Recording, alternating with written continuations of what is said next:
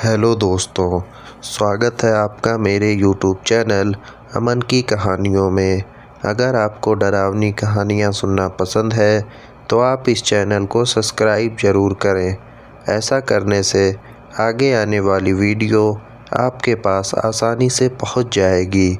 तो दोस्तों, अब ज़्यादा देर ना करते हुए हम सीधे चलते हैं अपनी कहानी की ओर। तो दोस्तों, आज जो मैं आपको बताने जा रहा हूँ वो कोई कहानी या किस्सा नहीं बल्कि हकीकत है, जो उस देश की सच्ची घटना है जिसे कभी सोने की चिड़िया कहा जाता था। लेकिन ब्रिटिश सरकार सारा सोना भारत से लूट कर ले गए। लेकिन अभी भी भारत में कई हिस्सों में प्राचीन समय के लोगों द्वारा गड़ा हुआ बहुत सा धन है, जिसे वो चोरी हो जाने के डर से ज़मीन में गाड़ देते थे और उनकी मौत के बाद वो सोना चांदी बस धरती के गर्भ में ही रह जाता है। ऐसा एक घटना आजकल यूपी के उन्नाव ज़िले की है, इंडिया खेड़ा गांव में हो रही है, जहां के एक साधु सोबंद सरकार को वहां के राजा नाम बच्छ की आत्मा ने उनको ज़मीन में गड़े 1000 टन सोने का रहस्य बताया, जो आज के सोने के रेट के हिसाब से इसकी कीमत आके तो 29 खरब रुपए लगभग बैठती है। कौन थे राजा राम बच्छ? कहाँ से आया सोना? कैसे मौत हुई राजा की? आइए इन सारे पहलुओं को प्रकाश डालें। इतिहासकार चंद्रकांत तिवारी के अनुसार क्रांतिकारी सूरवीर राजा ने सन 1857 की क्रांति के दौरान अंग्रेज़ों के छक्के छुड़ा दिए थे। वो कौन थे और कब वह इस किले में रह रहे थे, ये किसी को स्पष्ट मालूम नहीं है। यहाँ के इतिहासकारों की माने तो 2 जून 1857 की क्रांति में डिलेश्वर मंदिर में छिपे 12 अंग्रेज़ को जिंदा जला दिया था। इसमें जनरल डिलाफोंस भी मौजूद थे। कहा जाता है कि राजा चंडिका देवी के बहुत बड़े भक्त थे। वो रोज़ाना सुबह माँ चंडिका का दर्शन करने के बाद ही सिंहासन पर बैठते थे। लोगों के अनुसार राजा राम बख्श सिंह पूजा करने के बाद अपने गले में एक गेंदे के फूल की माला जरूर पहनते थे। यही वजह है कि जब अंग्रेज़ों ने उनको जिंदा जलाने की सज़ा के रूप में फांसी की सज़ा सुनाई गई और उनको फांसी पर लटकाई गई तो उन्हें कुछ नहीं हुआ। इसी तरह 3 बार उनको फांसी दी गई मगर राजा को कुछ नहीं हुआ। तब राजा राम बख्श सिंह ने अपने गले में पड़े फूल की माला को उतार कर फेंका और गंगा से अपनी आगोश में लेने की प्रार्थना की। उसके बाद जब अंग्रेज़ों ने उनको फांसी पर लटकाया तब उनके प्राण शरीर से निकला था। ढौड़िया खेड़ा के बुजुर्गों का कहना है कि यह खजाना बड़ा तिलस्मी है। 18 तारीख से सोने की खोज शुरू करने वाली एएसआई की टीम स्टडी भी इस बात की तस्दीक करती है कि खजाने को हासिल करना बहुत टेढ़ा काम है। अध्ययन के अनुसार डेड़िया ठेड़ा गांव के प्रतापी राजा राम बख्श के जिस किले में सोने का खजाना दबा होने की बात कही है, उस किले को तिलक चंडी राजपूत ने 17वीं शताब्दी के दौरान बनवाया था।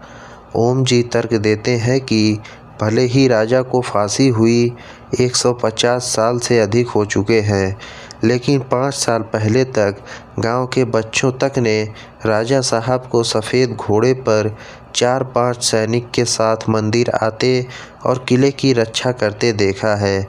ग्राम प्रधान अजय पाल सिंह भी हाँ में हाँ मिलाते हुए कहते हैं कि इस इलाके में घोड़े की छाप और मंदिर में किसी के रोज़ पूजा करने का निशान अब भी दिखते हैं। हालांकि ख्वाबों में खजानों का यह दावा अब भी विशेषज्ञों को हैरत में डालते हैं। ऐसा माना जाता है कि ताल्लुकदार ने पहले खजाना दबाया और फिर किले का निर्माण किया। कुछ लोगों का यह भी कहना है कि अंग्रेज़ों के खिलाफ लड़ने वाली कई रियासतों ने राजाओं के नाम बख्श के किले को सुरक्षित मानते हुए अपना खजाना यहाँ पर दबवा दिया था। एएसआई व भूगर्भ वैज्ञानिकों की जांच के मुताबिक किले में 15 फुट नीचे खजाना मिलने की संभावना जताई जा रही है। इसमें दबे सोने की कीमत करीब 3 लाख करोड़ रुपए बताई जा रही है।